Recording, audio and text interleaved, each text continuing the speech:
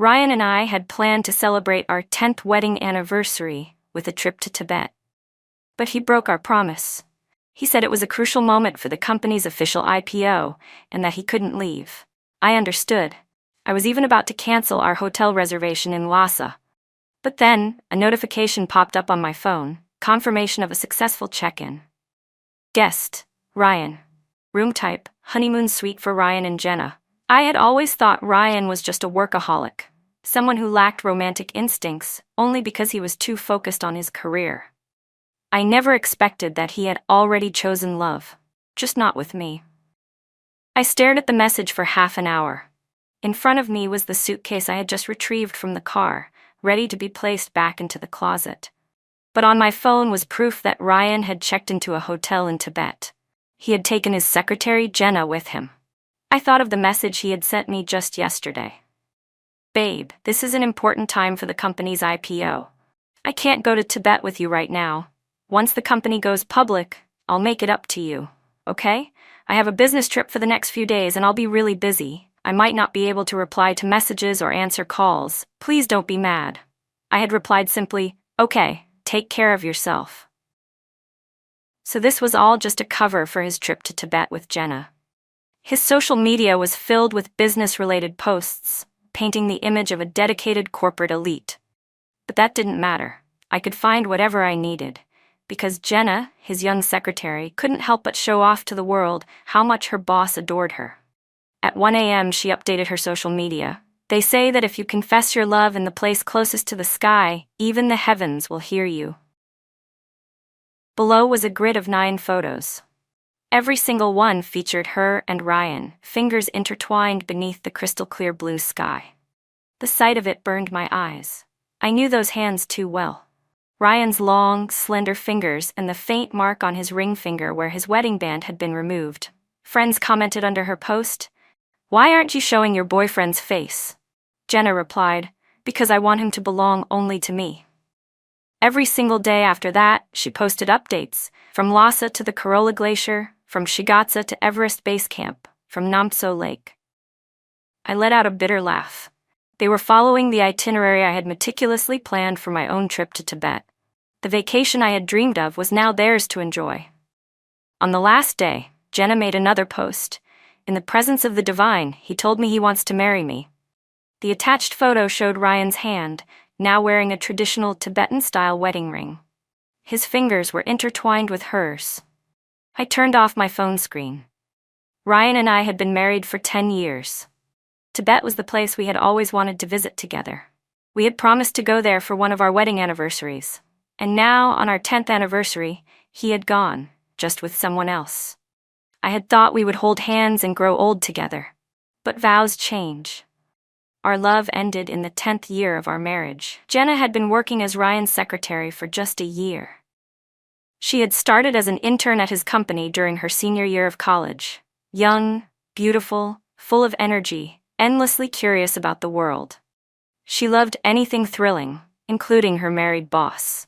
Like a warrior fighting for love, she had declared war on me the moment she sensed Ryan's favoritism. She even added me on social media and sent me provocative messages. I had told Ryan more than once to fire her, but he had always dismissed it. "Emily, she's just a kid fresh out of college. Why are you even taking her seriously? She's just joking around. Don't stoop to her level. She's only 23. Why do you care what she says?" His words, the kind only women understand, drove me mad. But Ryan's favoritism never wavered. He would brush it off, saying, "Ignore her. How could I possibly have anything with her? It's just a professional relationship."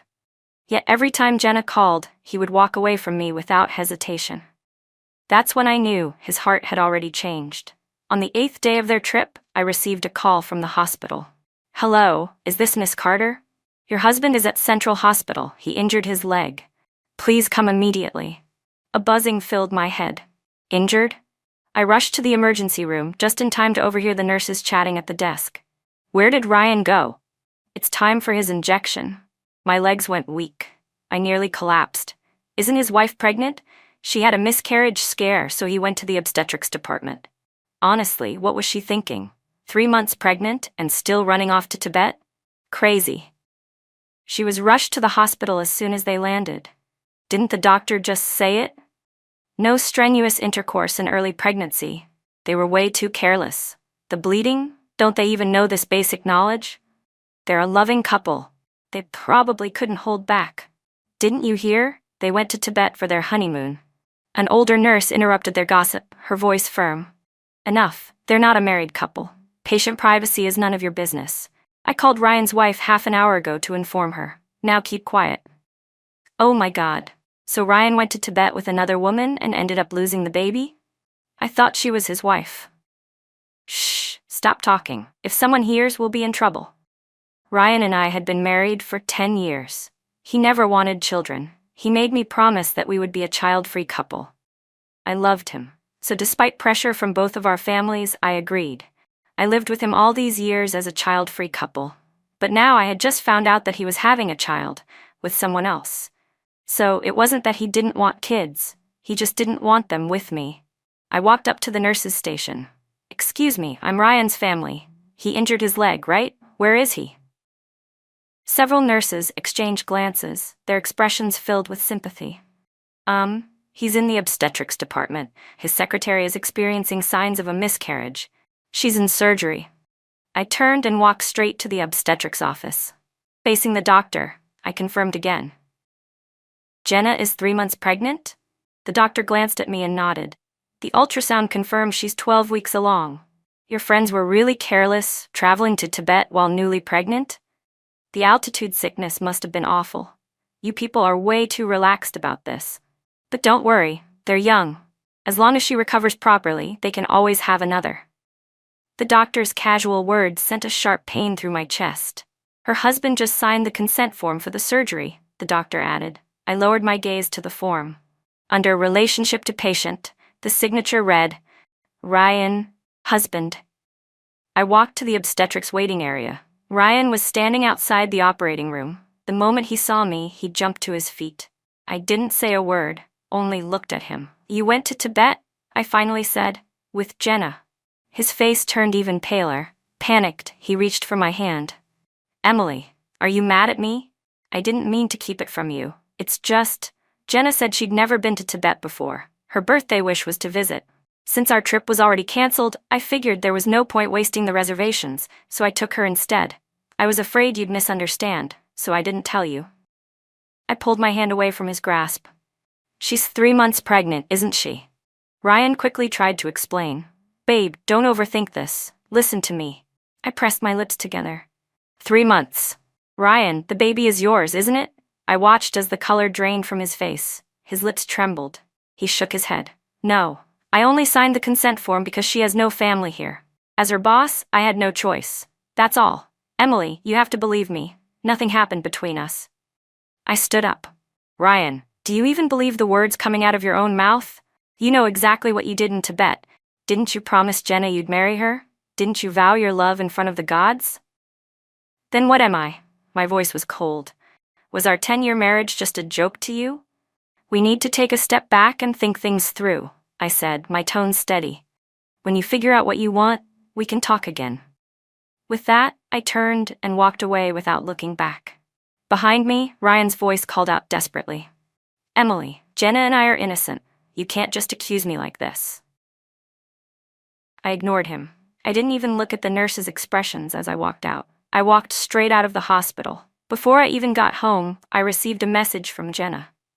So you know everything now, don't you? The baby was Ryan's, and the person he loves is me. He hasn't loved you in a long time. Since that's the case, why don't you just be the one to file for divorce? Ryan is too soft-hearted. He won't ask for one. But can you really stand being cheated on by your own husband? Why put yourself through this? The only reason you're holding on is because of his money, isn't it? If you just get this over with, I can make sure he gives you a bigger share of the assets.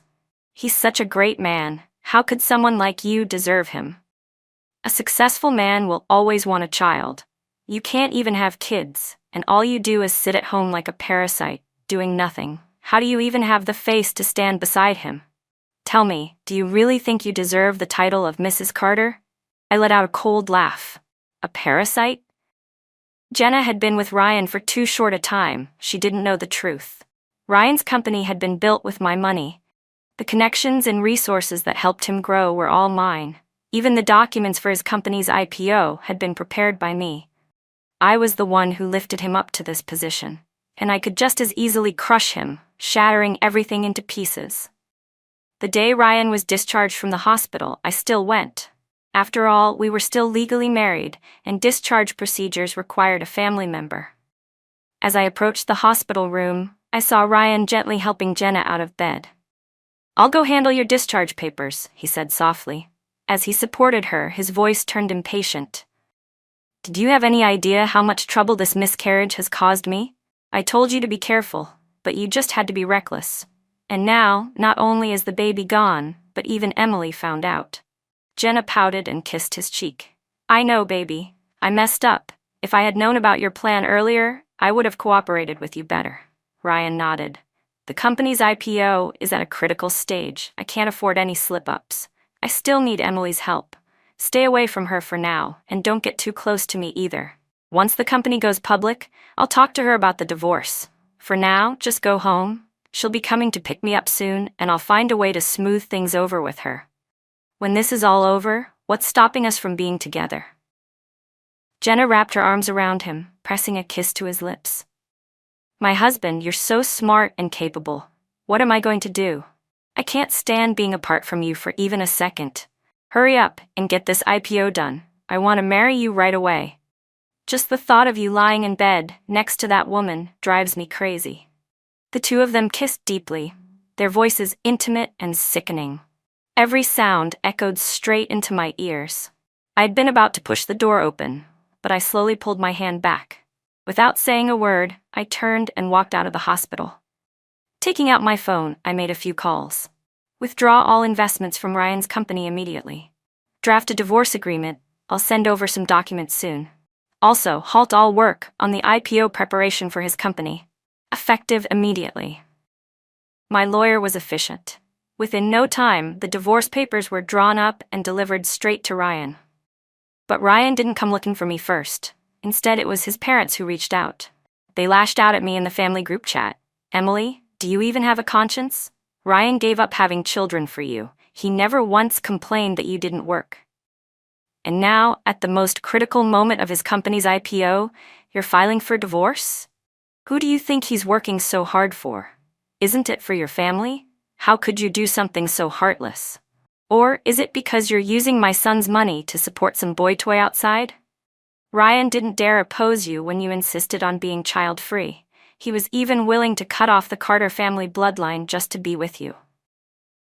The group chat exploded with accusations, twisting the truth so much that it made my skin crawl. Ryan's relatives immediately took his side, attacking me from all directions, claiming that I was in the wrong. I didn't bother arguing. Instead, I silently posted the medical examination report, Jenna's abortion consent form with Ryan's signature, the hotel records from their trip, and their round-trip plane tickets. Then, I sent a message. Just because I haven't spoken doesn't mean I'm guilty. I was only giving Ryan the last bit of dignity he had left. But since he doesn't even want that, let's just throw it all away. The one who said he didn't want children was Ryan. Don't try to pin this on me. Your wonderful son cheated on his wife with his secretary, got her pregnant, and then, because they couldn't control themselves, caused her to have a miscarriage. Congratulations. You're about to have a much younger daughter-in-law. She may be broke, but at least she's good at acting innocent. But don't worry, your son is so capable, isn't he? He just loves these little green tea bitches. I directly tagged Ryan in the chat. I thought after 10 years of marriage, I should at least leave you a shred of dignity. Turns out you don't even want it and still have the audacity to play the victim. Ryan, don't take everyone for a fool. Then I posted dozens of photos, pictures of Ryan and Jenna being intimate, all sent to me by Jenna herself. Flirty messages, taunts meant to provoke me, constant attempts to push me to leave Ryan. At first, I had believed Ryan was just momentarily tempted, indulging in some harmless flirtation. Maybe it was because I hadn't been around enough. I had planned to finish the overseas project soon, so I could focus more on our business here and spend more time with him. But I was wrong. By the time I turned back, We had already lost each other at the crossroads of our marriage. The moment the pictures appeared, the entire family chat fell silent. Ryan frantically called me over and over again. Emily, delete those pictures. You had no right to post them. They're fake. You photoshopped them, didn't you? How could you be so disgusting just to get a divorce? Are you trying to destroy me? I spoke coldly into the phone. Ryan, do you really want to stand there and say these are fake? Your sweet little secretary personally sent them to me. Want me to forward you the chat history? Ryan shouted in frustration. I already told you, Jenna is just a kid. Why are you making things so difficult for her? She was just being playful. I only took those pictures with her because she asked me to. There's nothing between us. You have no proof. I laughed. Only Ryan could be this shameless. Ryan, I already told you, don't take people for fools. The amount of evidence I have on your affair could fill an entire courtroom. You want proof? I have more than enough. If you want to argue, we'll see each other in court. The divorce agreement I had drawn up not only ensured that my assets remained untouched, but it also included evidence of my financial contributions to Ryan's company. That meant the company's initial funding had come entirely from me. Ryan hadn't contributed a single cent. If I wanted to be ruthless, I could take back the controlling shares. When Ryan saw the divorce agreement, he completely lost it. He had considered the consequences of a divorce, but he had never imagined they would be this severe, so severe that he couldn't afford to bear them. I returned home to pack my things. The moment Ryan saw me, he rushed toward me, eyes filled with tears. Emily, I don't want a divorce. Please don't be so heartless. I really know I was wrong. I beg you, don't leave me. I just made a mistake. I lost my way for a moment, but I know now, I know I was wrong. You know I love you. Emily, we've been together for 10 years. Can you really just let go? I know you love me too, don't you? The words I love you pierced through me like a blade. I raised my hand and slapped him across the face, shoving him away. Ryan, you don't deserve to say those words. How dare you stand here and say them to me? Everything I had done for you over the years, I did it out of love, willingly, without complaint. But now, I realize it was all a lie. Ryan, you truly have no conscience. Even at the very end, you're still trying to use me. The fact that I loved you for 10 years disgusts me. I heard everything you said to Jenna at the hospital. You just wanted to keep me around long enough to help you take your company public, didn't you? Let me tell you now. Stop dreaming. I looked at him, slumped on the sofa, holding his face where I'd slapped him. My gaze was cold. I'm a woman. Even if I was deceived, I can still feel disappointment and pain. Ryan, from now on, you're on your own. I won't help you again. Ever. With that, I went upstairs, grabbed my suitcase, and walked out. Before stepping out of this house for the last time, I pulled off my wedding ring and tossed it into the trash can. Goodbye, Ryan. I stepped out the door, loaded my suitcase into my car, and just as I was about to leave, I saw a familiar car pull up. Jenna got out, her smug smile growing when she saw me with my luggage. Emily, what's this? Kicked out after a fight with Ryan? She laughed. I told you before, what isn't yours will never be yours. Ryan was always meant to be mine. I looked at her calmly and nodded. Then you'd better hurry up and convince your Ryan to sign the divorce papers. Otherwise, you'll forever be just the mistress. That title doesn't sound too great, does it? Her smile faltered. Mistress? What are you talking about? Ryan and I truly love each other, I chuckled. And yet, you're still not the one with the marriage certificate.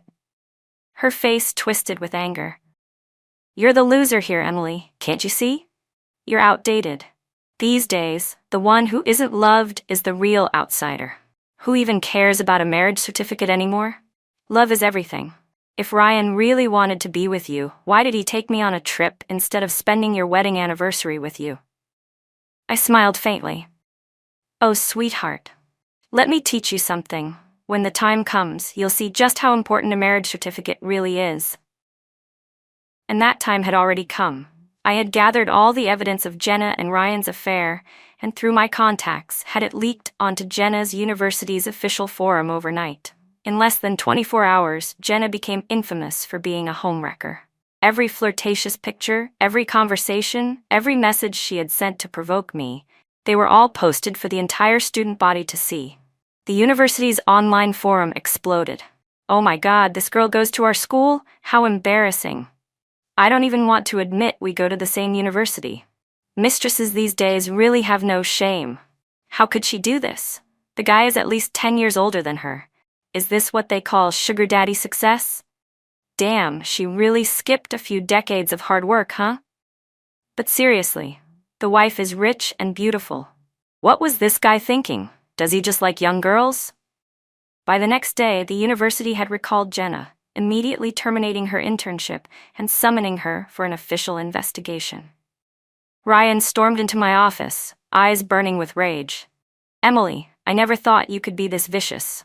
Are you trying to destroy Jenna's future? I met his glare without a hint of emotion. That's right, just like how she destroyed my marriage. It's fair, isn't it? Everyone who makes a mistake has to face the consequences. Otherwise, if no one is ever held accountable, what's the point of justice? I leaned back in my chair and continued. Besides, Ryan, do you know the best way to settle this mess? Sign the divorce papers. If you publicly announce that our marriage was already broken beyond repair, maybe, just maybe, you can salvage what's left of Jenna's reputation. So, tell me, who do you care more about, Jenna or your money? Ryan's face twisted in fury. In your dreams, you still think you can take half of my company? I tapped my fingers against my desk, my voice calm. I could have taken all of it. But for the sake of our 10 years together, I only asked for 50%. Ryan, let's be clear. I built your company. If I wanted to, I could leave you with absolutely nothing. And you know I can do it. Ryan hesitated, his confidence cracking for the first time. Just then, Jenna burst into the room and fell to her knees in front of him. Ryan, please. Can't you stay married to me for my sake? The school is expelling me. What am I supposed to do? I might not even get my diploma. Jenna pleaded desperately, her voice filled with panic. Help me, Ryan. Sign the divorce papers. I promise I'll make it up to you in the future. You have to believe me. Or, do you care more about money than you do about me? Do you not love me anymore? Her tearful, coquettish plea shattered Ryan's resolve. 3 days later, he signed the divorce agreement. I officially gained 50% of his company's shares. A month later, our divorce was finalized. The moment we walked out of the civil affairs office with our divorce papers in hand, Jenna appeared out of nowhere, throwing herself into Ryan's arms with a bouquet of red roses. Ryan, let's get married, she exclaimed excitedly. She was wearing a miniskirt, her arms wrapped around his neck, her eyes filled with adoration. I'll love you forever. I'll never leave you. I'll make every day of your life full of surprises. I'll give you the most romantic love in the world. Gasps and murmurs of admiration rippled through the bystanders. Ryan, clearly moved, accepted the roses with a look of bliss. Then, he slipped the cheap ring he had bought in Tibet onto his finger as if it were the most precious thing in the world. I almost laughed out loud. A street vendor's ring that probably cost $50, and he was wearing it with such passion. I never thought a man his age could still be so blinded by emotion. I had no interest in their public display of affection. Without sparing them another glance, I turned and left the civil affairs office. Ryan thought that since I had taken 50% of his company's shares, I would naturally do everything to ensure its successful IPO. After all, who would sabotage their own financial interests, right? He was wrong. I didn't care about his company's future. I only cared about making sure he had no future. I immediately sold my shares to an outside party. At the same time, I withdrew all investments connected to the company. Ryan never noticed what was happening. He was too busy preparing for his grand wedding with his young girlfriend. But 3 days before the wedding, Jenna received her official punishment from the university. Due to her involvement in breaking up a marriage and causing severe damage to another family, the university determined that her behavior had negatively impacted the school's reputation and its students. She was expelled. Rumor had it that Ryan personally accompanied her to complete the withdrawal paperwork. Even though he repeatedly insisted that his marriage had already fallen apart and that Jenna was not a homewrecker, all his excuses became meaningless in the face of the overwhelming evidence. Dozens of intimate photos, flirtatious messages, and proof of their affair. One of Jenna's professors spoke to them with a heavy heart. Even if your marriage was falling apart, You should not have been with Jenna before the divorce was finalized. To your ex-wife? She will always be the other woman, and you will always be the cheater. Isn't that the truth?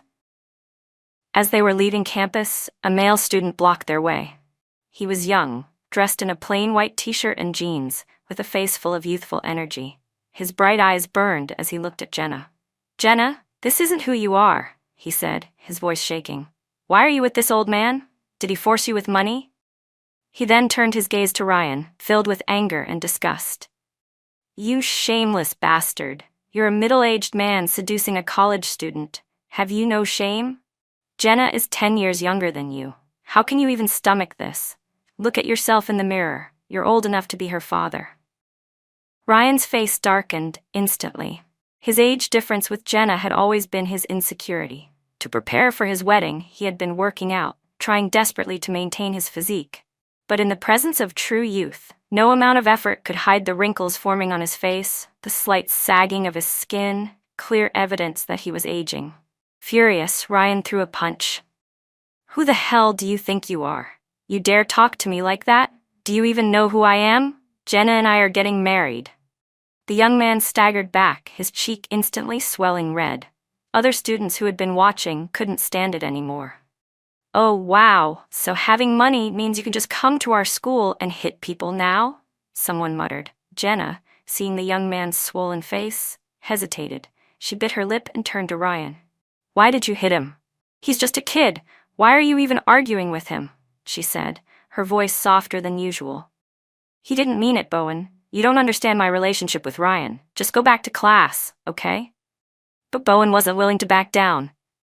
"You got expelled for him. Do you really think it's worth it? He's just a rich old man." Ryan's expression turned ice cold. He grabbed Jenna's wrist, his tone filled with suspicion. "Who is he to you?" he demanded. "Don't tell me. He's your little boyfriend?" "Jenna, we're getting married in 3 days. If you dare." Jenna immediately tried to soothe him. "Of course not. How could I? We had fought so hard to be together," Jenna whispered, as she clung to Ryan's arm, leading him into the car and away from campus. Not long after, I received a wedding invitation from Ryan. Clearly, he wanted to flaunt his happiness in front of me. What a pity, I had no interest in entertaining his nonsense. After some thought, I sent my assistant to attend the wedding in my place. Through a live stream from my assistant, I watched the entire ceremony unfold. That was when I learned that Ryan's parents never even showed up. Ever since they found out about his affair and our subsequent divorce, they had felt humiliated. And now, the fact that their son was marrying a woman 10 years younger, a girl who had been expelled from school, made them even more ashamed to show their faces in front of relatives and friends. Just days before the wedding, they conveniently joined a travel group and went abroad. Instead, the seats meant for the elders were occupied by Ryan's aunt and Jenna's parents. Jenna's parents looked grim the entire time. Who in their right mind would be happy seeing their daughter marry a man who not only ruined her education, but was also 10 years older and had been married before? When Ryan knelt before them to serve tea and called them Mom and Dad, Jenna's mother picked up her cup, her face cold. "Ryan, to be honest, I don't like you as my son-in-law. You're divorced, you're old, and you're the reason Jenna couldn't graduate. But since my daughter insists on marrying you, I have no choice. After the wedding, hand the company over to Jenna, transfer your shares to her, and have a child as soon as possible." Ryan's face turned deathly pale. He knelt there, frozen, unsure whether to stand or stay down. His aunt, on the other hand, immediately lost her temper. "You old hag, what kind of nonsense are you spewing? What do you mean by divorced and old? Who made your daughter drop out? Why don't you talk about how she was the one chasing after my nephew? If she hadn't seduced him, would Ryan have ever divorced? You think your daughter is so special? Young girls like her are everywhere. If it weren't for her shamelessness, Ryan wouldn't have lost his marriage. You should be thanking him for even considering marrying her. And another thing, your daughter already lost a baby. If she wasn't so useless and careless, do you think Ryan would still be childless now? It's her fault she couldn't keep the baby, not his."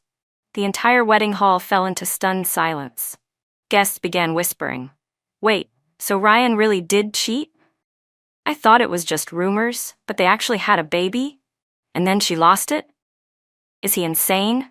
He threw away his entire marriage for this girl? She has no money, no degree, nothing but her youth. How long do you think that's going to last? He's just blinded by the excitement. Give it a few years, he'll regret everything. Jenna's parents were livid, and soon, the two families were openly fighting on stage, throwing accusations back and forth. The wedding had officially become a joke. The officiant, completely unprepared for the chaos, was at a loss, unable to regain control of the situation. I sat in my office, watching the entire spectacle unfold on the live stream, thoroughly entertained. Ryan's aunt had always been a master at arguing, and from what I had investigated, Jenna's parents weren't exactly easy to deal with either. It was only natural that their family feud would end in disaster. Because of the massive fallout between the two families, Ryan and Jenna's wedding was rushed to a miserable conclusion. Meanwhile, I left the country. For the next 6 months, I focused on managing my overseas business and never returned. Only after Ryan's wedding bliss had worn off did he finally realize the full extent of what had happened. By then, I had already sold my shares in his company. The original investors had all backed out. When he tried to call me, he discovered that I had long since blocked him. Desperate, he reached out to my assistant. My assistant, ever professional, replied with a polite yet ruthless tone, "Mr. Carter, everything Miss Emily did before was simply because you were her husband, but now you're just her ex-husband. Isn't it natural that she has no reason to help you anymore? Surely you didn't think the company became this successful purely because of your own abilities? Forgive my bluntness, Mr. Carter, but you are naive. Without Miss Emily, you are nothing." Ryan could only watch in despair as his company lost its chance to go public, orders dwindled, and once loyal clients completely ignored him. Only then did he realize that his past success had never been about him. It had all been because he was married to me. 6 months later, when I finally returned home, I wasn't alone. I came back with my fiancé, Andrew. After finding out about my divorce, my parents had been furious and heartbroken. Determined to see me settled, they spent months arranging endless blind dates for me. I had always believed in going with the flow. Maybe fate was finally on my side, because during my time abroad, I unexpectedly ran into an old childhood acquaintance, Andrew Song, the son of my former neighbor. We hadn't seen each other in over 10 years. The last time I remembered him, he was just a boy. Now he had graduated from law school and was working as a successful attorney. He was capable, independent, yet still warm and considerate. While traveling, he happened to meet my parents, who immediately took a liking to him. Despite the years apart, we fell back into an easy familiarity. Our relationship developed naturally, effortlessly. There was mutual respect, but also an unspoken connection that made everything feel right. I told him about my past. He simply smiled and said, "Then I should thank him for not cherishing you. Otherwise, I wouldn't have had the chance to meet you." I laughed. For the first time, everything that had happened in the past felt like nothing more than a story, one that no longer had any weight in my life. After getting engaged, we returned home. Since both of our careers were based in the country, it made sense to settle here. My parents were finally at ease, holding Andrew's hand as if entrusting their most precious treasure to him. But I never expected that as soon as we landed at the airport, we would run into Ryan and Jenna. They looked exhausted, standing in the middle of the crowded terminal, locked in a heated argument. Jenna was visibly irritated. "For the last time, Bowen is just my junior from school. I was just accompanying him on his graduation trip. It's not like I was doing anything inappropriate." Only then did I notice the young man standing beside her. He was strikingly handsome, radiating youthful energy. Bowen scoffed at Ryan, his tone dripping with mockery. "Old man, why don't you just stay home and rest? What, are you seriously expecting Jenna to stay cooped up at home with you just because she's pregnant? You're a grown adult, can't you take care of yourself?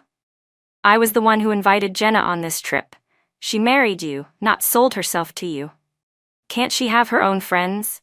Or are you so insecure that you think the moment she talks to someone else, she'll stop loving you? That's kind of pathetic. Didn't you think you were rich and charming? Come on, man, face reality. Jenna's the kind of girl everyone likes. How are you ever going to keep up? How do you plan to handle all the jealousy?" Ryan snapped. He grabbed Jenna's wrist and yelled, "You're not going. You're pregnant now. You need to stay home and take care of yourself. And what about your parents?" Jenna impatiently yanked her hand away. "Ryan, have you ever thought about this? Why do my parents prefer Bowen over you? Why do they never say a bad word about him? Maybe you should take a hard look at yourself. Maybe the problem is actually you. What am I supposed to do at home all day? You've taken control of the company, you won't let me manage anything, and now you won't even let me go on a trip with my friends?" Ryan was on the verge of breaking down. "I gave up everything for you. I divorced because of you. My company collapsed because of Emily. She made sure it could never go public. I didn't want to worry you, so I didn't say anything. But now you're treating me like this? It's because of you that I ended up like this. And now you're running around with another man?" Jenna's eyes widened in shock. "The company collapsed? You don't have money anymore? But you said as long as I married you, I could spend as much as I wanted." She suddenly grabbed his arm. "Go beg Emily. She used to love you. Maybe she'll take pity on you. Tell her you're willing to remarry her. Maybe she'll give you money." Ryan's hand flew across Jenna's face. Slap. "What the hell are you saying? Are you even human?" he roared. "Do you even hear yourself right now?" Bowen, who had been standing quietly, immediately stepped in, throwing a punch at Ryan. "Who the hell do you think you are, hitting her? Jenna, this guy is broke and pathetic, and he won't stop clinging to you. Just leave him. My dad already said he'd invest in your project. I can help you." Ryan lunged at Bowen, and the two men started brawling right in the middle of the airport. Jenna, horrified, shoved Ryan away. "Have you lost your mind? Why are you fighting Bowen? Go home and take a good look at yourself in the mirror, Ryan. Do you even resemble the man you used to be? You look like a lunatic." Without another word, she turned away from him and grabbed Bowen's hand, heading straight for security. Ryan screamed after her, threatening to call the police. Just then, as he stood there trembling with rage, his eyes landed on me and on the man standing beside me, holding my hand. His eyes turned red. "Emily," he muttered, almost in disbelief. Andrew took a step forward, his expression calm and composed. "Hello, I'm Andrew Song, Emily's fiancé. I'm a lawyer too. If you need, I can help you file for divorce," Andrew said casually. "I can also testify that your wife and her little boy toy assaulted you." Ryan lifted his head, his eyes filled with sorrow, but he only stared at Andrew. At last, he broke down and cried, unable to hold back his grief. He eventually filed for divorce, even suing Jenna and Bowen for physical assault. Of course, Andrew had no intention of representing him for free. He was only speaking out of jealousy. The thought of me having spent 10 years on my ex-husband still irritated him, so he took this chance to stir things up. I gently squeezed his hand and shot him a half-playful, half-reproachful glance. Without sparing Ryan a single look, I turned and left with Andrew. The next time I saw Ryan, it was on a viral video trending on a well-known social media platform. It was footage of him and Jenna arguing fiercely outside the courthouse. In the video, he grabbed Jenna by the hair and shoved her to the ground.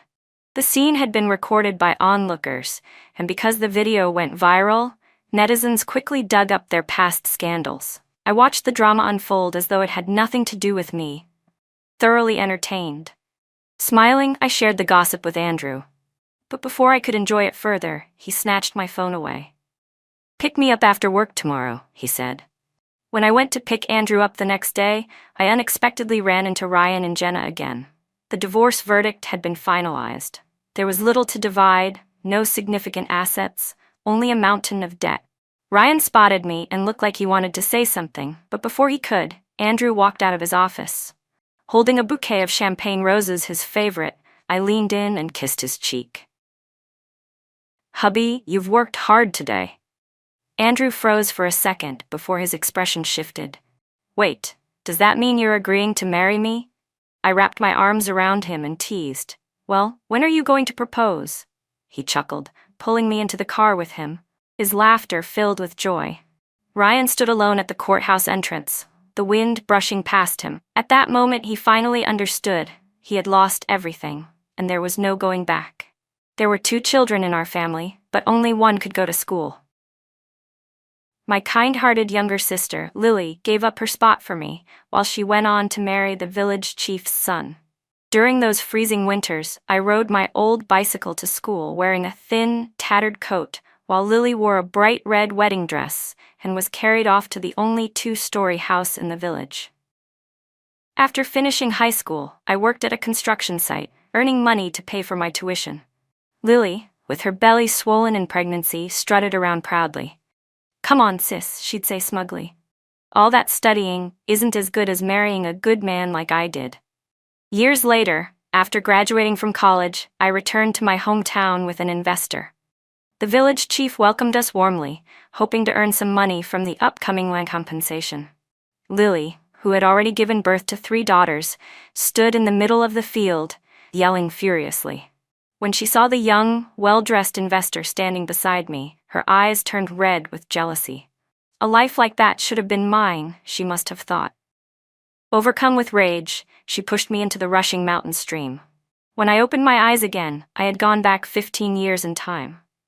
"Sis," Lily said, "you should marry the village chief's son. Let me take care of the studying." When I opened my eyes again, I was 15 years younger. Lily was kneeling before our father, sobbing uncontrollably. "Dad, please let her get married," she cried, tears falling like rain, as if marrying the village chief's son was some great favor granted to me. Back then, everyone believed that marrying well mattered more than getting an education. So in my previous life, when faced with Lily's proposal, I didn't hesitate to choose marriage. "Once you're married, you'll live happily," she said. "As long as you're happy, I don't care if I have to suffer." Looking at her soft, pitiful expression this time, I suddenly realized she had been reborn too. My father looked at his younger daughter kneeling on the floor, his eyes full of pity. "Lily really is such an understanding girl," he said, pulling his wallet from his pocket. Then he turned to me. "Come on. Since you've chosen to study, I'll buy you a new bicycle." My stepmother's face soured. She tugged Lily aside and whispered into her ear, "Why let that girl take advantage of you?" Lily smirked with satisfaction. "Don't worry, Mom," she whispered back. "I'll definitely live better than her." Watching the 3 of them leave the house together, cheerful and content, I felt nothing but a chill deep inside. People often say, where there's a stepmother, there's a stepfather, and after living through it, I knew how true those words were. Even after being reborn, I still didn't have a choice. In my past life, when Lily decided to marry the village chief's son, my father had taken out his wallet, back then to add to her dowry. This time, it was to buy her a new bicycle. No matter the lifetime, I was never part of their plans. But after everything I had gone through, I finally understood one truth. Some relatives are merely strangers who happen to walk beside you for a dozen years. In this life, relying on anyone else will never compare to relying on myself. The year I left that little village, I carved that truth into my heart. The day Lily started high school was the day I got married. Early that morning, my father borrowed a relative's motorcycle to drive Lily and my stepmother to the county high school. He said he'd come back later to take me to my wedding. The engine roared to life, and Lily turned around, her eyes full of triumph. "Sis," she said deliberately, "make sure you give birth to a son soon." I didn't bother replying. I quietly packed my things. The county was 30 kilometers away, and a round trip took 4 or 5 hours. My father said he'd return to take me to my husband's house, but I knew that was just an empty promise. I never expected him to come back. All my belongings fit into a single old suitcase. Just a few thin pieces of clothing and my only dowry, a longevity locket my late mother had left me. She had given it to me before she passed away, and I'd treasured it ever since. I still often dreamed of my childhood, when I would follow her around, trying to fasten that same locket around her neck. But just like me, she had always been stubborn, and never let me. I put the longevity locket around my neck and slipped into the wedding dress the matchmaker had brought over earlier. My fingertips brushed across the embroidered pair of mandarin ducks on the gown, and memories of Lily's fate in my previous life came flooding back. The village chief's family was the richest in the entire village, and every parent dreamed of marrying their daughter into that house. It meant a generous dowry and a powerful connection with the village chief, one that could strengthen a family's standing for generations. But fate was cruel. The village chief had only one son, named Ryan Lin. I'd heard that his name symbolized the Lin family's wish for strength and prosperity, with countless descendants to come. When Ryan was 7 years old, on a freezing winter day, he fell through an icy pond in the village. My father happened to pass by and pulled him out. In gratitude, Mr. Lin brought New Year's gifts to our house every year afterward. Now that both families' children were grown, the village chief proposed a marriage alliance. It was considered a great honor. And of course, my father gladly agreed. Ryan Lin? I murmured his name softly. In my previous life, I hardly met him at all. Everything I knew about him came from Lily's mouth. Whenever something didn't go her way, she'd run back to our parents' house, complaining endlessly about the Lin family, cursing not only her husband but his father and ancestors too. Weak and useless, she used to say, over and over again. Yet, every single time, Ryan would swallow his pride, go fetch her, and gently coax her back home. As for me and Ryan, we'd only met once in that entire lifetime. The year I got accepted into college, my father threw a celebration, more to collect gifts than out of pride, and all the money went straight into my stepmother's pocket. Only Ryan personally brought me a gift. He handed me an envelope with about 1,000 yuan in it and said quietly, in his simple, honest voice, "Study hard, live well." "The groom's here," someone called. Outside, the lively sound of drums and gongs echoed through the courtyard, mingling with the matchmaker's shrill voice and the noisy chatter. I paused, taking a deep breath, then pulled the red veil over my head. Firecrackers crackled loudly in the yard as Ryan led the wedding procession, followed by a group of young men from the village. The matchmaker received her red envelope, her voice cheerful as she shouted, "Father of the bride, come carry your daughter out to the bridal sedan." In our village, it was an old custom. When a daughter got married, her father had to carry her out to the bridal sedan, symbolizing that he was personally entrusting her to her husband's family. The matchmaker called out 3 times, but there was no response from inside. She poked her head through the doorway, while the curious villagers outside began whispering among themselves. I picked up my old suitcase, steadied the red veil with one hand, and walked out on my own. My steps were slow and steady, not hurried, not hesitant. If I wasn't mistaken, my father was probably at Lily's dormitory right now, helping her make her bed. After that, they would go out to buy her a new bicycle, using the dowry money from my wedding, of course. The murmurs around me grew louder. "Her father's not even here? Guess that's what happens when a man takes a new wife. He stops caring about his first daughter." "Poor girl," someone sighed. Hearing their pity, I couldn't help but laugh quietly under my veil. Poor? I never thought of myself that way. I had 2 legs and 2 hands. Why would I need someone to carry me? Rather than being treated like an object passed from one person to another, I would rather walk out of that house by myself. That way, it would truly mark the end of everything that tied me to that home. I stepped up to the bridal sedan as the drums and gongs flared up again. The matchmaker gestured for me to get in. Ryan reached out, gently taking my wrist to help me inside. I noticed sweat glistening on his forehead. He was that nervous. Once I sat down, he kept a respectful distance, leaving nearly half a meter between us. Looking at his simple, honest demeanor, I couldn't reconcile it with the image of the heartless man from my previous life. Just like Lily once said, the wedding ceremony was simple. After the bridal procession came the bows to the ancestors, followed by the banquet.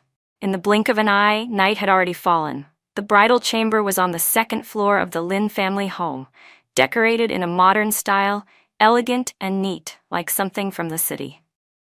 Ryan and I sat side by side on the edge of the bed, both of us awkward and tense. I was nervous, but he was even more nervous than I was.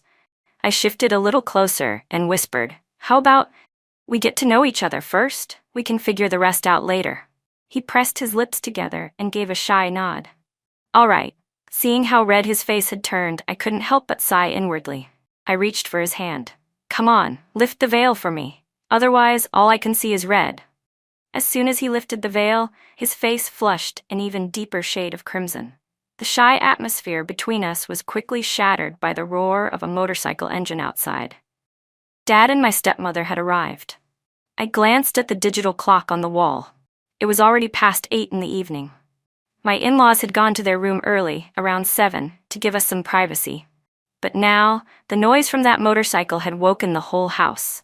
As soon as he saw me, Dad rushed forward, grabbing my hand, eyes brimming with tears. "Lisa," he said emotionally, "you're married now. Your father can hardly bear it. Sending a daughter off is like pouring out a bowl of water. You can't get it back. You men will never understand how this feels." Before my father-in-law or mother-in-law could respond, my stepmother jumped right in with a perfect performance. "Lisa," she said, "your father drove 3 hours just to see you." I let out a soft laugh. 3 hours? Wasn't it because you took Lily to start school? In truth, our houses were only a few turns apart. It would have taken 15 minutes at most. Ryan, still being his honest self, said politely, "Mr. Chen, Lisa can still come home to visit any time she wants." My dad immediately grew agitated. "She's already part of your family now. It's not appropriate for a married woman to go back to her parents' house too often." By then, I'd already seen through their little act. The only reason they came tonight was to collect red envelopes and change the way I addressed them, from dad to father-in-law. I quickly helped my father steady himself and smiled. "What are you saying, Dad? We're still one family. I just have one more set of parents now." Then I turned to my father-in-law and held his arm gently. "Isn't that right, Dad?" He nodded quickly, flustered. My mother-in-law, standing beside him, didn't look as easy to handle. Her face darkened, eyes rolling skyward. "Such formalities between family," she muttered. "Anyway, when will you be returning the dowry money?" The mention of the dowry made my father's face stiffen instantly.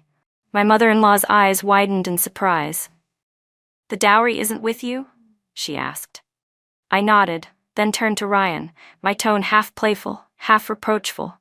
"Honey, you really don't understand how things work. Hurry up and call them Dad and Mom. They still haven't given you your wedding gift yet." The argument that followed drew the attention of the neighbors, who soon crowded around to watch.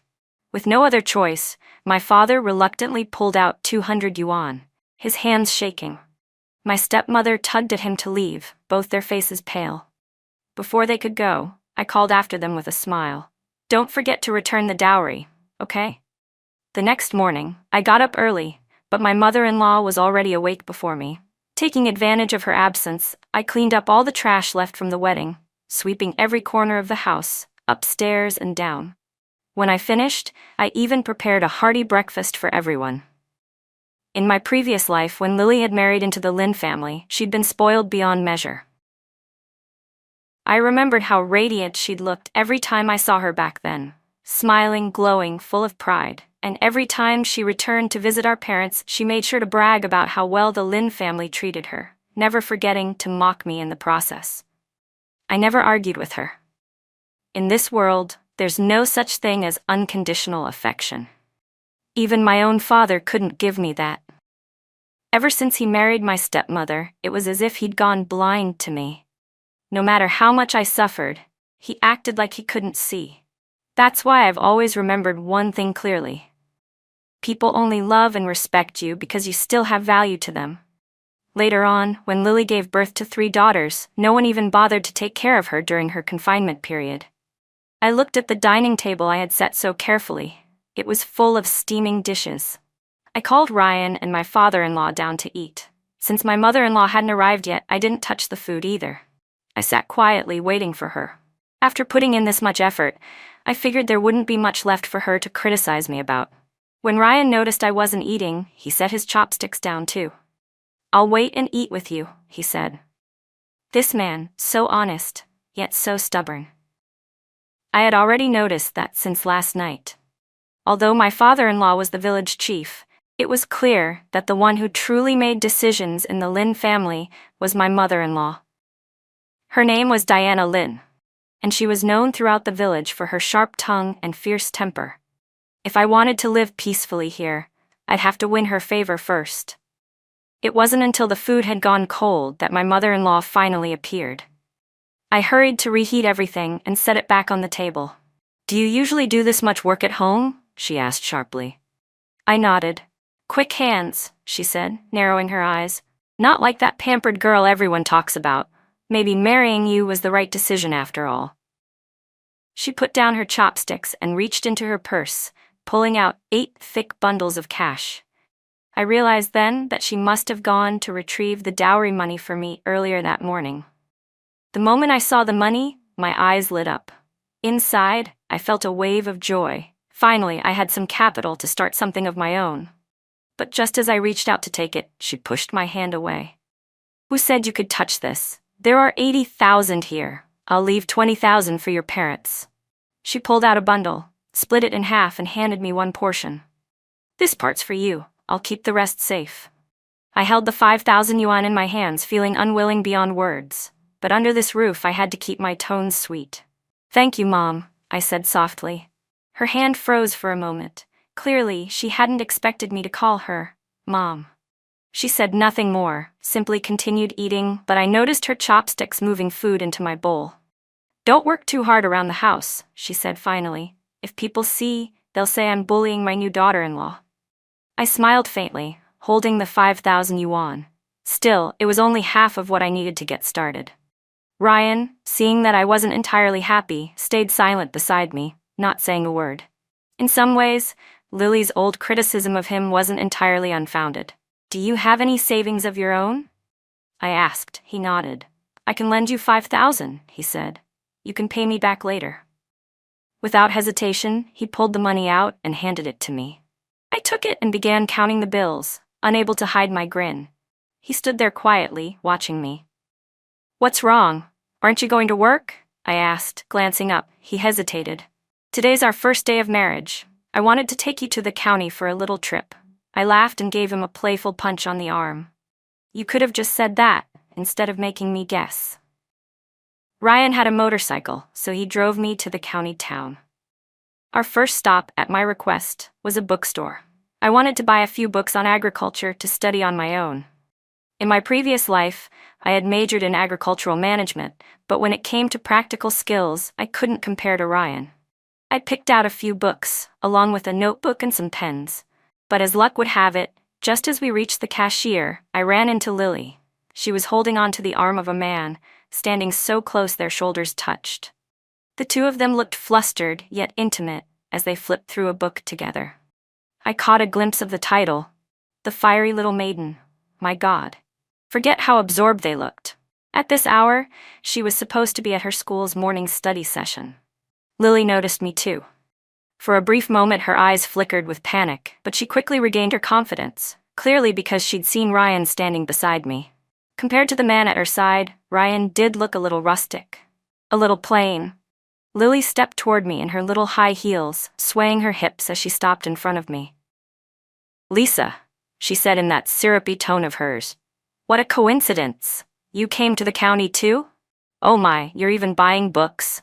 Do you even have time to read? Shouldn't you be home feeding chickens and pigs right now? Oh wait." She snapped her fingers dramatically.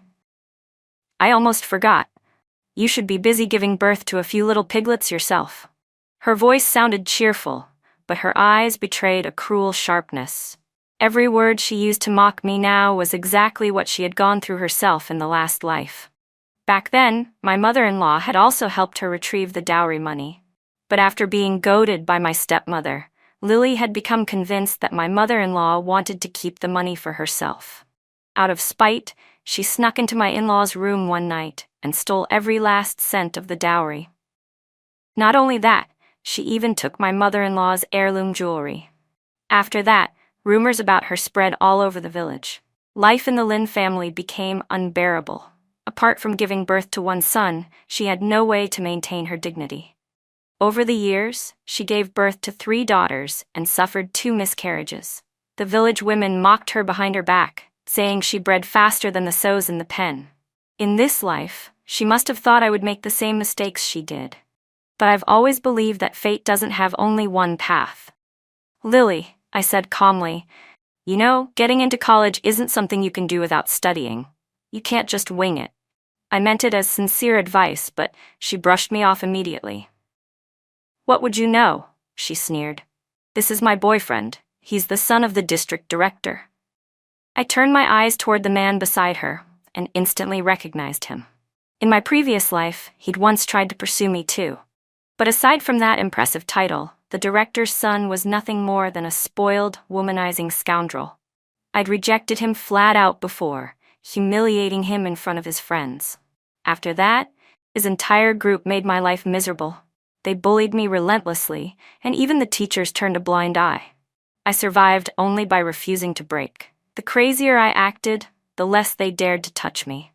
That man had gone through countless girlfriends, and even one girl had gotten pregnant and had an abortion because of him. But in the end, he used a college relocation quota to easily transfer to a prestigious university, sweeping his dirty past under the rug. I never imagined that even after being reborn, Lily still hadn't learned a thing. Depending on a man would never lead anywhere. "She's my sister," Lily said sweetly, turning to the man. "Just a country girl." The man narrowed his eyes at me, smiling wickedly. "She's cute," he said. "I've never tried the innocent type before." I looked at him coolly. "Men like you. I've met plenty of your kind." Before he could even respond, Lily suddenly raised her hand and slapped at me. "You think you can insult my boyfriend, you bitch?" But her hand never landed. Ryan caught her wrist midair, his voice firm. "It's wrong to hit people." Taking advantage of her stunned moment, I swung my arm and gave her a hard slap right across the face. Smack! "Don't mess with me again, Lily," I said coldly. "Remember this. Your fate is in your own hands, not decided by the heavens." I didn't bother saying the rest. Lily's face burned with rage, her feet stomping furiously on the ground. But in front of the district director's son, she forced herself to stay meek and innocent. In the end, she could only glare at me helplessly as I turned and walked away. Ryan and I stopped by a few stores to buy some daily necessities. When we passed a clothing shop, I asked him to stop. I picked out a few outfits for both of us, something simple but nice. When he changed into his new clothes, he looked noticeably refreshed, almost handsome. "Lisa," he said awkwardly, "thank you for buying such nice clothes for me. They must have been expensive." "It's fine," I replied with a small smile. "It's your money anyway." When we got home, I spent the next 2 days reading through all the agricultural books I'd bought. After that, I went out to the fields to take a look at the situation myself. The Lin family didn't just have a big house, they owned a lot of land too. But the fields weren't being used efficiently. They only grew a few basic vegetables and fruits. I asked Ryan to take me out to the farm. To my surprise, the vegetable crop this year was doing quite well. I picked some of the freshest produce, packed it carefully, and went with Ryan to the county to try selling it. To our delight, everything sold out faster than we could have imagined. This only strengthened my resolve. I used to think he was lazy in the workshop, and only went out to the fields every day because of that. But no, he truly loved this land. Standing in the middle of the field, he spoke non-stop, explaining cultivation methods to me. His usual awkward, quiet manner disappeared. He knew exactly when the soil needed watering and when it needed to be turned. Honestly, I could tell when he was happy or not, even if he didn't know how to say it. I was so absorbed watching the soil that I almost missed what he said next. "If you understand planting, that's great. We can work together." After surveying the land, I decided we should try greenhouse farming, half organic vegetables, half strawberries. I ordered a shipment of plastic sheeting and steel frames. The goods were delivered right beside the field. To save costs, I hired a few villagers to help erect the greenhouse. I was so busy in the fields, I barely had time to eat. 3 meals a day, my mother-in-law brought food down to me. She didn't ask what I was doing, she just did it. As soon as the greenhouse was up and I stepped out of the field, I ran into Lily. She'd had the day off and come back to the village by car. My stepmother, acting like a town crier, proudly announced everywhere that her daughter rode in by car and that Lily's boyfriend was the district director's son. What luck she had. I was still muddy from the field when Lily rolled her window down, took off her sunglasses and said, "Lisa, what a coincidence. You're in town too? Buying books? Don't you have chickens and pigs to tend? Oh, almost forgot. Don't you have piglets to give birth to?" Her tone sounded cheerful, but her eyes were cold and poisonous, as if my better life in this world was my fault. The man sitting next to her was someone I didn't recognize. He clicked his tongue when he saw the greenhouse I'd built. "Pretty modern, I've seen this on TV, makes a lot of money." The moment he mentioned money, Lily's eyes flashed with warning. She lunged to the driver's seat and stomped on the gas. The car tore into the greenhouse I'd just erected. The structure collapsed in an instant. I couldn't believe how reckless she was. She was terrified of me doing better than her. The car spun around the field twice, then sped away. I was shaking with anger. I grabbed my shovel and headed straight to my parents' house. Lily was sunbathing in the yard, my father fussing over her and rubbing her shoulders.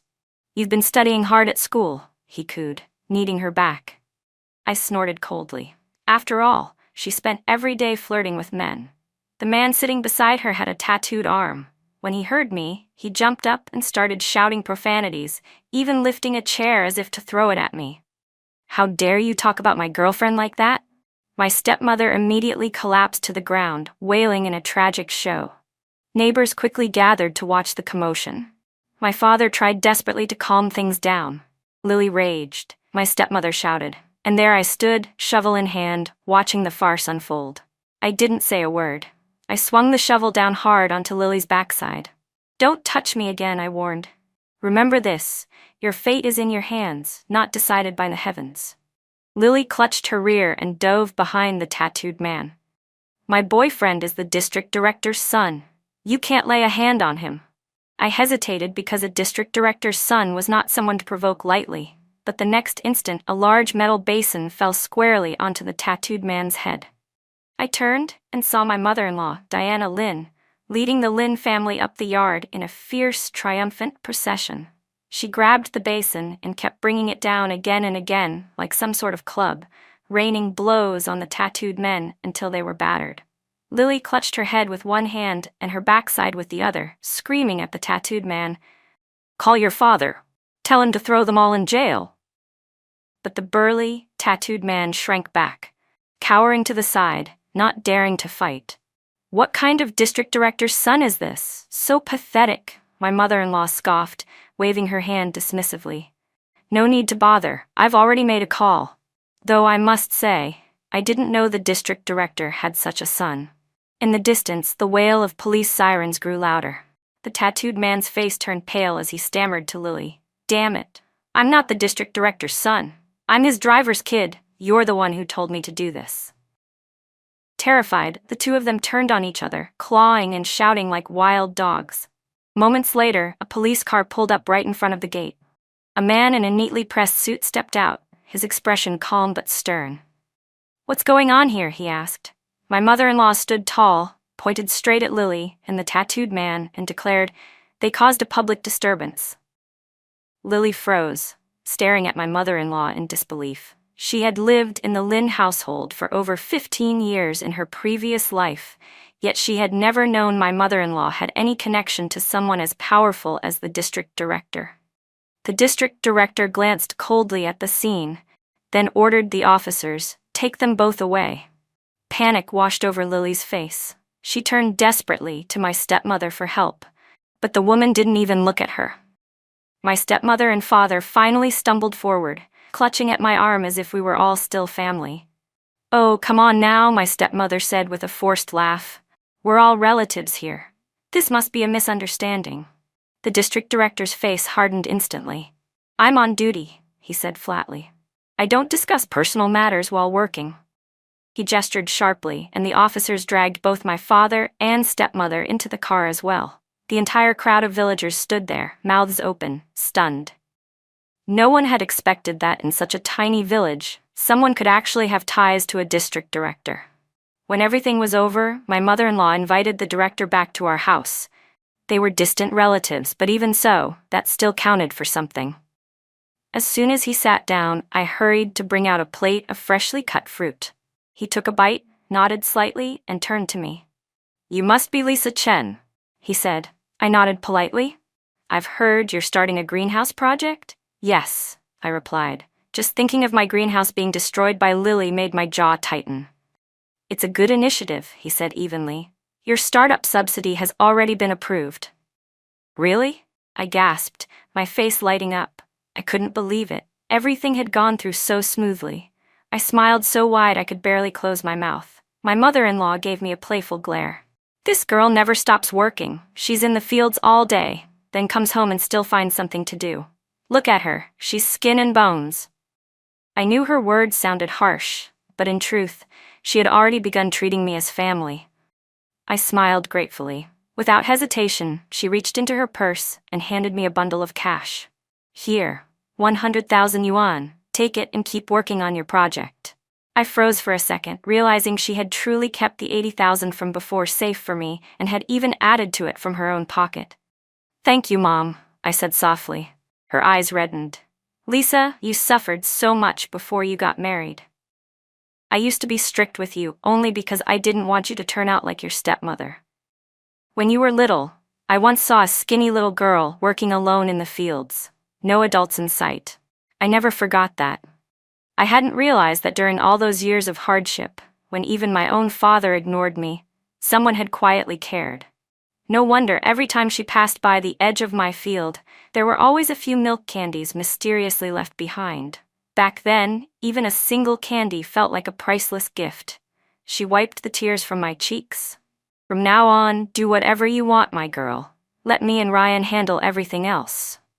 With the money from my mother-in-law and the startup subsidy, I rebuilt the greenhouse from scratch. At the same time, I filed a lawsuit against Lily and the tattooed man. During the trial, my father shouted angrily from the stand. Their family, damn it. Why are you targeting your own sister? You're both my daughters. You're a heartless, jealous girl. You just can't stand that your sister's doing better than you. Spit flew from his mouth as his finger trembled, pointing straight at me. So he did remember that I was his daughter after all. If that was the case, then why? When Lily went off to school, did the entire family go with her? And what about me? When I started school, I went alone, riding an old, rusty bicycle whose chain fell off 3 times on the way. Why was it that when my sister sat comfortably at home watching TV, I was the one out in the fields planting peanuts? Why was the coldest, narrowest room in the house always mine? None of those things had ever crossed my father's mind. I sat across from him in the courtroom, watching the entire scene play out as if I were observing a stranger losing his mind. The trial proceeded fairly. The tattooed man and Lily were ordered to pay all expenses for rebuilding my greenhouse. Since my sister was still under 18, she was only placed in temporary detention. When I went home that day, I wasn't alone this time. I went back with my mother-in-law, father-in-law, and Ryan. We carried the court verdict with us, practically glowing with joy. The new greenhouse had already been rebuilt, and to keep it safe, Ryan had even set up a small tent at the edge of the field where he stayed at night to watch over it. The seeds had been planted for some time, and in the past few days, the temperature and humidity had been just right. The strawberries were starting to sprout, and some fast-growing vegetables would be ready for harvest in just a few months. I learned to ride a motorcycle and began going to town and the county center every day. I couldn't just bury myself in planting. I also had to find buyers for our produce. Our vegetables were completely organic, grown without chemicals, so I decided to target the higher-end restaurants in the county. Only wealthy people cared enough about healthy eating to pay for it. I successfully negotiated with 2 upscale restaurants and signed 1-year supply contracts with them. That alone helped me recover most of my initial investment. The feedback from the restaurants was excellent, and my reputation gradually began to spread.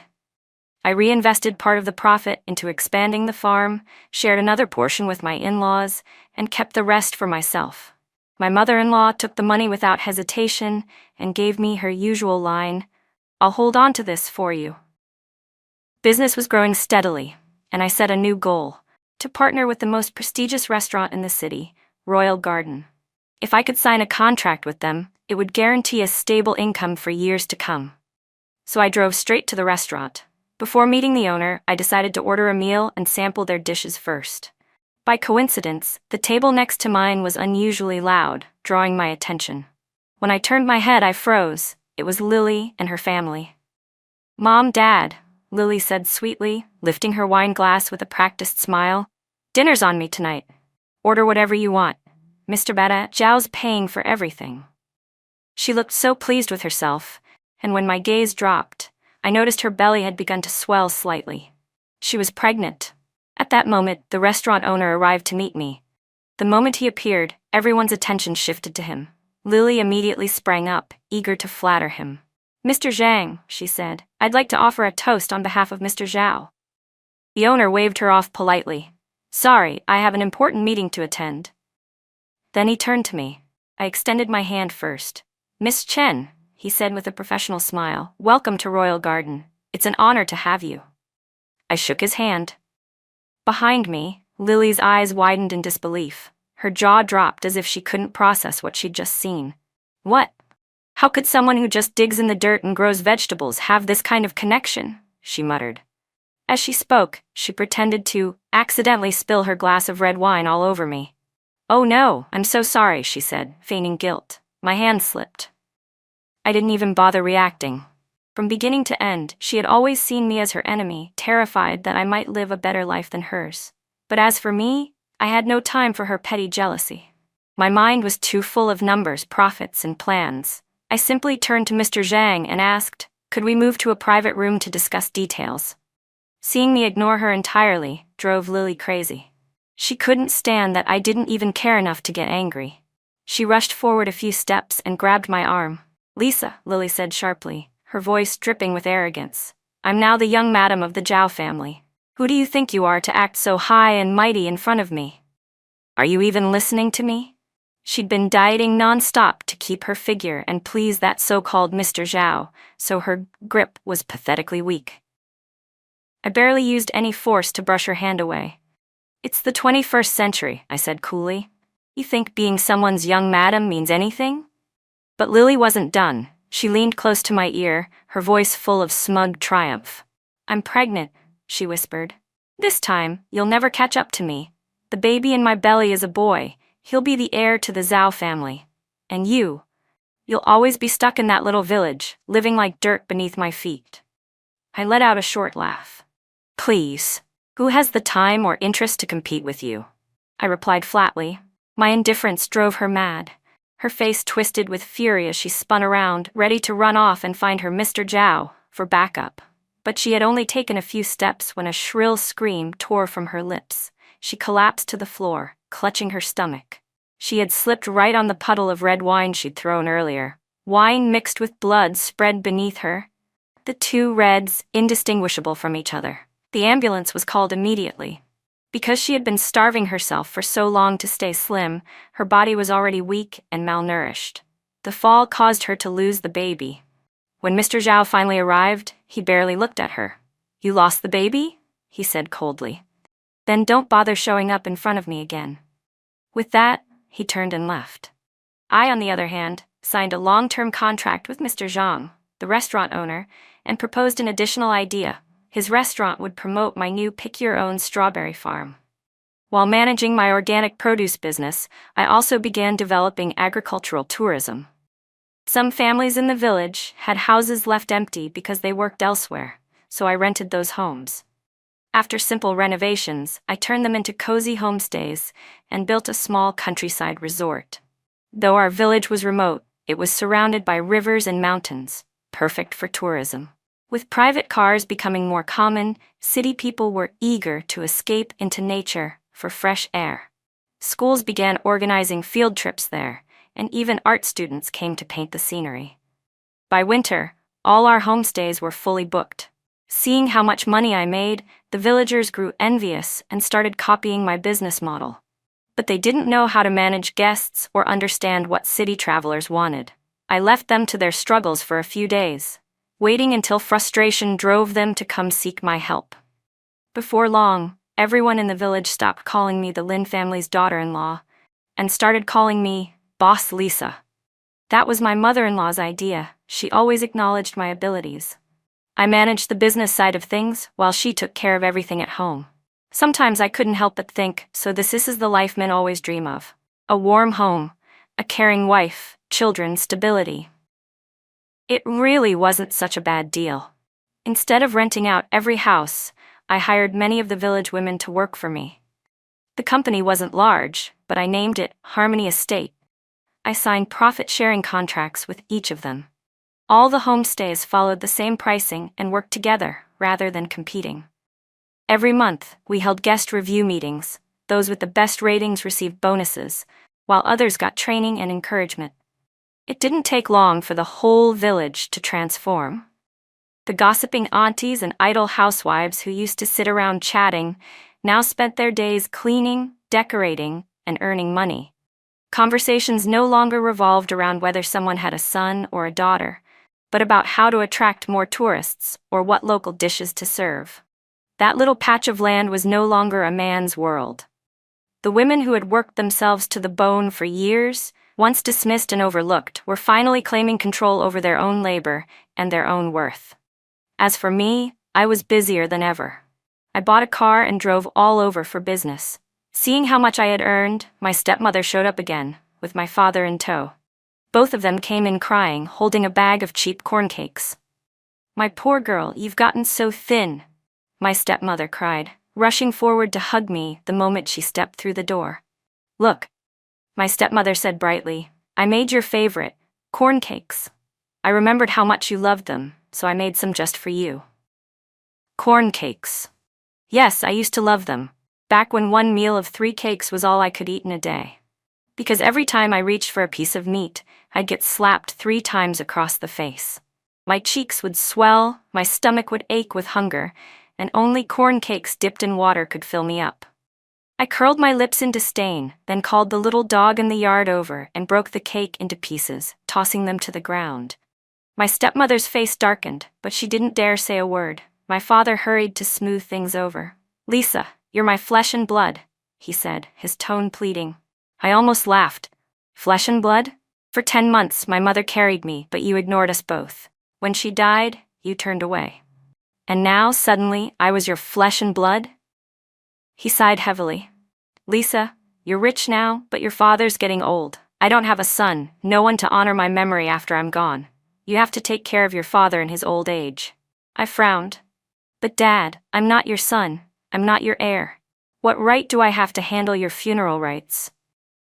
Before I could finish, my mother-in-law stormed in with a broom, shouting, "Out, out! I don't care who you are. Get out of my house. This place stinks of bad luck already." Still, my father and stepmother shamelessly refused to leave. They sat right at the doorway, yelling and cursing like lunatics. I glanced at the clock. It was about time. Without another word, I turned and headed toward their house. They must have thought I'd softened, because they quickly stood up and ran after me. But just as we arrived, a black business van pulled up in front of their home. Several men in suits stepped out. My stepmother's face lit up as if she'd won the lottery. "Kiara," she called excitedly toward the house. "Your sister's here to pick us up. We're finally going to live the good life." Lily, Kiara, as my stepmother called her now, peeked out from inside. Ever since being thrown out by the Zhao family, she'd been forced to return to this crumbling clay house. She'd just given birth and, ashamed of her situation, hadn't set foot outside since. Her eyes widened as she stared at the polished van gleaming in the sunlight. "Why?" she muttered under her breath, over and over again. Not wanting the investors to misunderstand, I quickly introduced them. "These are my business partners," I said calmly. In that moment, the memories of my past life overlapped with the present. Lily's face twisted in disbelief. Her eyes reddened as she lunged toward me, her voice trembling with rage. "No, that's impossible. How could it be you? Why is it always you? Why are you the one who ends up lucky?" The men in suits quickly stepped forward to restrain her, forcing her to sit down. Her hair was a tangled mess, her face streaked with tears. Looking at her, I felt a strange pang of pity. She had been given a second chance at life, just like me. She could have chosen any path, any future. Yet somehow, she had still walked straight into the same mistakes. I looked at her quietly and said, "Lily, let me tell you why. It's because I never took shortcuts, and I never relied on anyone else." We might have swapped fates at first glance, but in truth, nothing had changed. I once rode a broken bicycle through snow just to get to school, my hands cracked and bleeding from the cold, yet I still gritted my teeth and kept riding. And you, Lily? You were born lazy.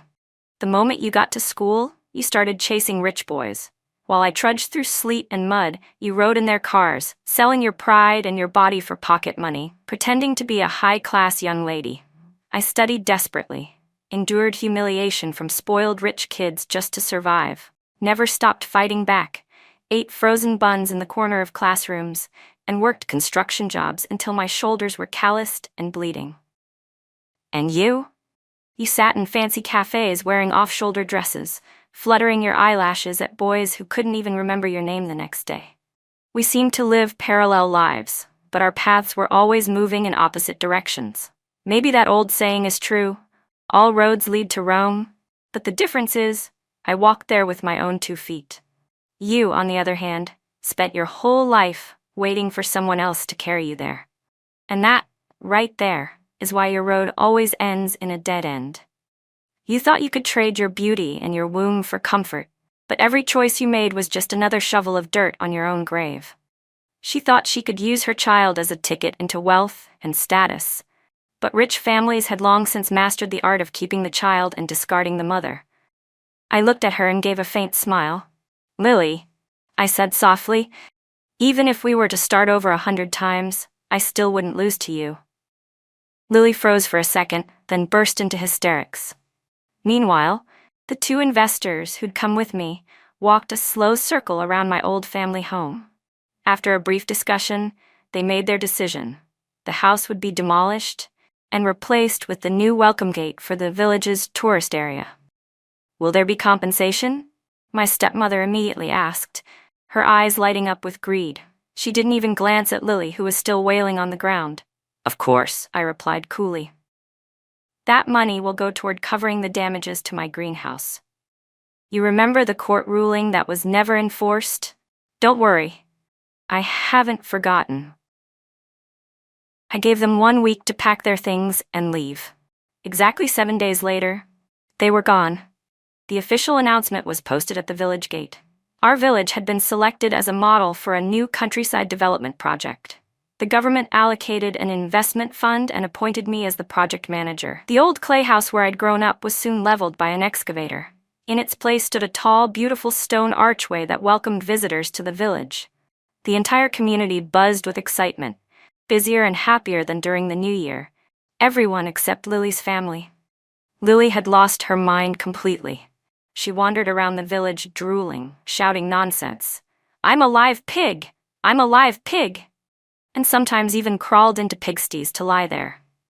My father and stepmother, terrified and angry, went to court to sue me, claiming I had failed to fulfill my filial duty. I didn't bother to stop them. They paid the court fee, only to return home with their heads hanging low, because legally I hadn't been their daughter for a long time. When I was born, the one-child policy was still in effect. My father, desperate for a son, had my mother transfer my household registration to her side of the family, just so he could try again. Later, my mother died, giving birth to another child, all because he couldn't let go of his obsession with having a boy. From that moment on, I never considered him my father again. After losing their home, my father and stepmother had no choice but to move back to her hometown. Rumor had it that they quarreled on the road, and my father abandoned Lily in the wilderness because she was too troublesome. She ate too much, refused to walk, and slowed them down. I never found out what happened to her afterward, nor did I care to. One evening, I stood at the highest peak overlooking the village. The place where I was born, once poor and forgotten, was now the most beautiful part of the valley. I reached into my blouse and took out the longevity locket my mother had left me. "Mom," I whispered, gazing into the sunset, "you must be watching me from somewhere far away. I promise in this life I'll live long and live well." The village flourished more with each passing year, and it was soon time to elect new leadership. The villagers wanted me to be the new village head, but I declined. My reasons were simple. I had other plans. Instead, I nominated 2 recent college graduates, young, capable, and unburdened by the web of small village politics. They were the future this place needed. Before long, a rumor spread that I was pregnant. Every morning, I jogged along the hillside, and the villagers whispered, "That's how city women prepare for pregnancy." 2 days later, my mother-in-law joined me, carrying a large metal basin in one hand.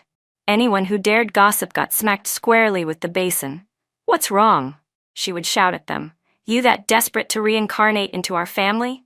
One sentence from her shut the entire village up. After finishing my work at the tourism project, I began packing my things. I was born on this land. It had once made me suffer, but it had also given me warmth. I had poured everything I had into making it thrive. Now it was time for me to step into a bigger world. I enrolled in an adult university program and planned to go abroad to see more, learn more, and discover the beauty beyond the mountains that had once confined me. On the day I left, the whole village came to see me off. Everyone's eyes shimmered with tears, especially my mother-in-law's. "Mom, don't cry," I told her, waving. "I'll come back often." She sniffled, nodding. "Fine, but next time I'm getting a passport and going with you." At the airport, I suddenly realized Ryan hadn't come to say goodbye. For all our years together, for everything we'd shared, part of me had expected at least a wave. But just as boarding began, he appeared, arms full of bags, a little out of breath. "Lisa," he said with a gentle smile, "behind every successful woman, there's always a good man." As the plane lifted off, I looked out the window. The village where I was born grew smaller and smaller until it vanished beneath the clouds. But I knew one thing for sure: my story was only beginning. The fields below glimmered green, the wind rippled through the wheat like a song of life, and the horizon stretched ahead, bright, wide, and full of promise.